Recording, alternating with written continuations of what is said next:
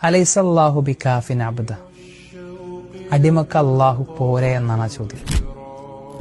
അവനുണ്ടാകുമ്പോൾ എനിക്കൊരു മക്ബറകളുടെ മുമ്പിലേക്കും പോകേണ്ടതില്ല, എനിക്കൊരു ഔലിയാക്കളുടെയും സഹായം ആവശ്യമില്ല, എനിക്ക് ഒരു മരണപ്പെട്ടവരോടും തേടേണ്ടതില്ല, എനിക്കവിടെ ഒരു മമ്പ്രന്തങ്ങളുമില്ല, ഒരു ഷെയ്ഖ് ജീലാനിയുമില്ല, ഒരു ഇഫായി ഷെയ്ഖുമില്ല, ആരും എനിക്ക് ആവശ്യമില്ല. കാരണം അവൻ എന്നെ പഠിപ്പിച്ച വാചകം വഇദാ സഅലക ഇബാദി അന്നി ഫഇന്നി ഖരീബ്, എന്നെക്കുറിച്ച് എൻ്റെ അടിമകൾ ചോദിച്ചാൽ പറ നബിയെ, ഞാൻ അവരെ സമീപസ്ഥനാണ് എന്നാണ്.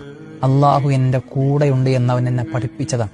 വനഹ്നു അഖ്റബു ഇലൈഹി മിൻ ഹബ്ലിൽ വരീദ്, എൻ്റെ കണ്ടനാടിയേക്കാളും എൻ്റെ അടുത്ത് എൻ്റെ റബ്ബുണ്ടെങ്കിൽ പിന്നെ ഞാൻ എന്തിനാണ്, ആരെയാണ് ഇടയിൽ വെക്കേണ്ടത്?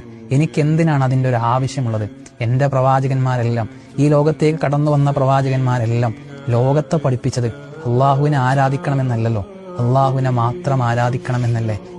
നമ്മുടെ തേട്ടങ്ങൾക്ക്, നമ്മുടെ സഹായാഭ്യർത്ഥനകൾക്ക്, വിഷമതകളിലെ നമ്മുടെ പ്രാർത്ഥനകൾക്ക്, നമ്മുടെ സഹായ തേട്ടങ്ങൾക്കെല്ലാം നമ്മളെ സഹായിക്കാൻ, നമ്മളെ കേൾക്കാൻ, നമ്മൾക്ക് ഉത്തരം നൽകാൻ കഴിയുന്ന ഒരേ ഒരു അദൃശ്യ ശക്തി അള്ളാഹു മാത്രമാണ് എന്നതാണ് ലാ ഇലാഹ ഇല്ലല്ലാഹയുടെ പൊരുൾ.